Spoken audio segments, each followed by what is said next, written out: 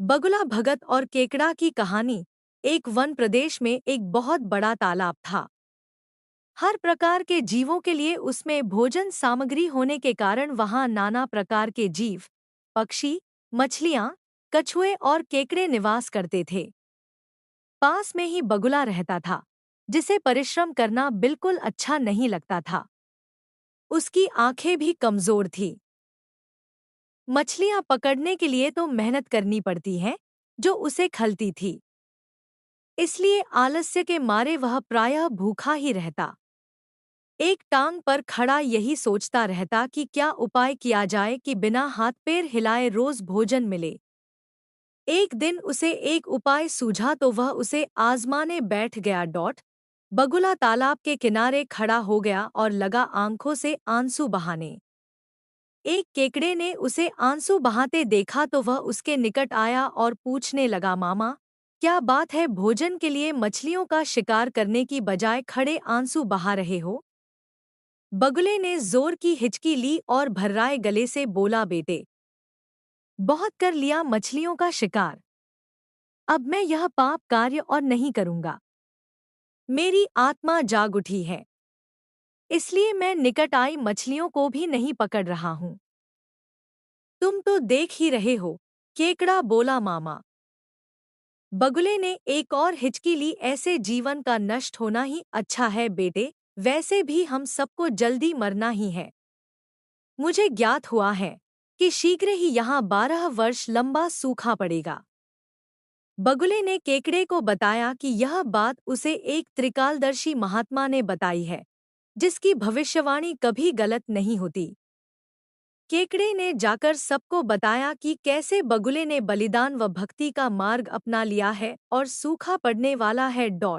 उस तालाब के सारे जीव, मछलियां, कछुए, केकड़े, बत्तख व सारस आदि दौड़े दौड़े बगुले के पास आए और बोले, भगत मामा, अब तुम ही हमें कोई बचाव का रास्ता बताओ।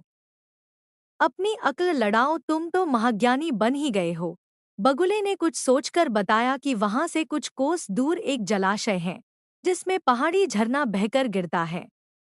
वह कभी नहीं सूखता। यदि जलाशय के सब जीव वहां चले जाएं, तो बचाव हो सकता है। अब समस्या यह थी कि वहां तक जाया कैसे जाएं।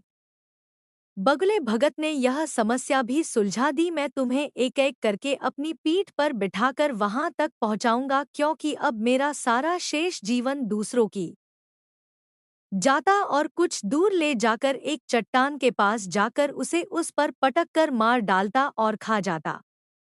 कभी मूड हुआ तो भगत जी 2 फेरे भी लगाते और 2 जीवों को चट कर जाते। तालाब में जानवरों की संख्या घटने लगी। चट्टान के पास मरे जीवों की हड्डियों का ढेर बढ़ने लगा और भगत जी की सेहत बनने लगी। खा खाकर वह खूब मोटे हो गए। मुख पर लाली आ गई और पंख चर्बी के तेज से चमकने लगे। उन्हें देखकर दूसरे जीव कहते, देखो, दूसरों की सेवा का फल और पुण्य भगत जी के शरीर को लग रहा है। बगुला भगत मन ही मन खूब हंसता।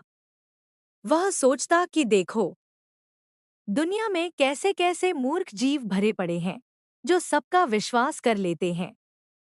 ऐसे मूर्खों की दुनिया में थोड़ी चालाकी से काम लिया जाए तो मजे ही मजे हैं। बिना हाथ पैर हिलाए खूब दावत उड़ाई जा सकती है। बहुत दिन यही क्रम चला। एक दिन केकड़े ने बगुले से कहा, मामा, तुमने इतने सारे जानवर यहाँ से वहां पहुंचा दिए, लेकिन मेरी बारी अभी तक नहीं आई। भगत जी बोले, बेटा, आज तेरा ही नंबर लगाते हैं। आजा, मेरी पीठ पर बैठ जा।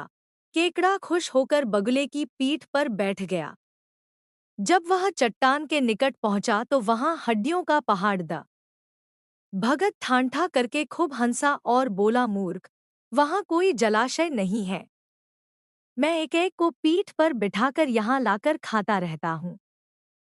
आज तू मरेगा। केकड़ा सारी बात समझ गया।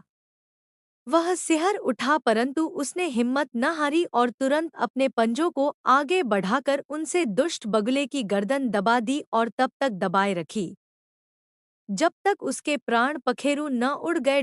फिर केकड़ा बगुले भगत का कटा सिर लेकर तालाब पर लौटा और सारे जीवों को सच्चाई बता दी कि कैसे दुष्ट बगुला भगत उन्हें धोखा देता रहा।